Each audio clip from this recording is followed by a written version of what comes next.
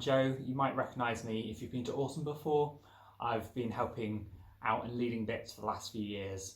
I'm here now to read the bedtime story for the next couple of nights. So this story is called You Are Special. The Wimmicks were small wooden people. All of the wooden people were carved by a woodworker named Eli. His workshop sat on a hill overlooking their village. Each Wemmick was different. Some had big noses, others had large eyes. Some were tall and others were short. Some wore hats, others wore coats. But all were made by the same carver and all lived in the same village. And all day, every day, the Wemmicks did the same thing. They gave each other stickers. Each Wemmick had a box of golden star stickers and a box of grey dot stickers. Up and down the streets, all over the city, people spent their days sticking stars or dots on one another. The pretty ones, those with smooth wood and fine paint, always got stars. But if the wood was rough or the paint chipped, the Wemmicks gave dots. The talented ones got stars too. Some could lift big sticks high above their heads or jump over tall boxes.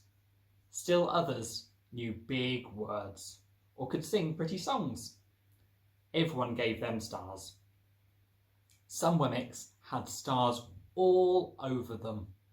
Every time they got a star, it made them feel so good. It made them want to do something else to get another star. Others, though, they could do little. They got dots. Punchinello was one of these. He tried to jump high like the others, but he always fell. And when he fell, the others would gather around and give him dots. Sometimes, when he fell, his wood got scratched, so the people would give him more dots. Then, when he tried to explain why he had fallen, he would say something silly, and the Wemmicks would give him more dots.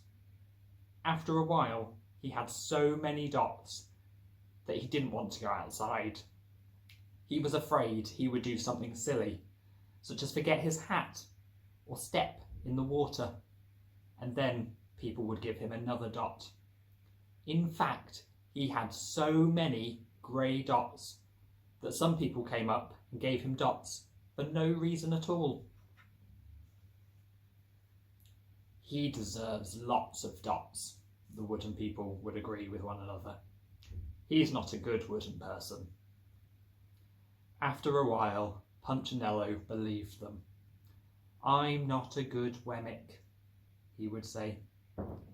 The few times he went outside, he hung around other Wemmicks who also had a lot of dots.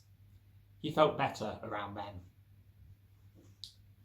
One day, he met a Wemmick who was unlike any he'd ever met. She had no dots or stars.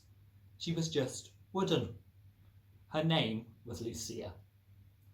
It wasn't that people didn't try to give her stickers. It was just that the stickers didn't stick.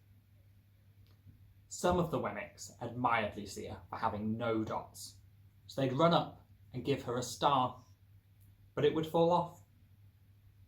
Others looked down on her for having no stars, so they would give her a dot.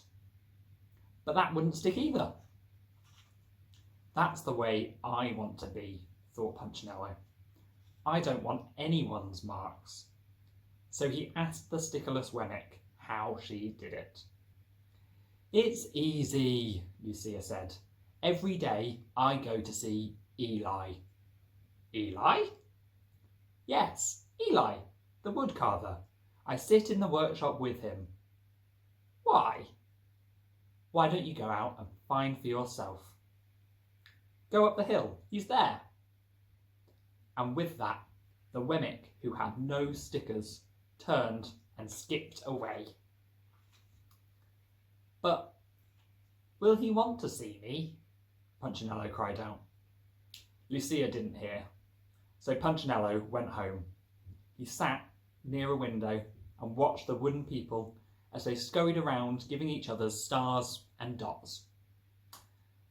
"It's not right," he muttered to himself, and he decided to go and see Eli. And that is where we're going to stop for today. If you come back tomorrow, we'll find out what happened when Punchinello goes and speaks to Eli. Okay, good night for now.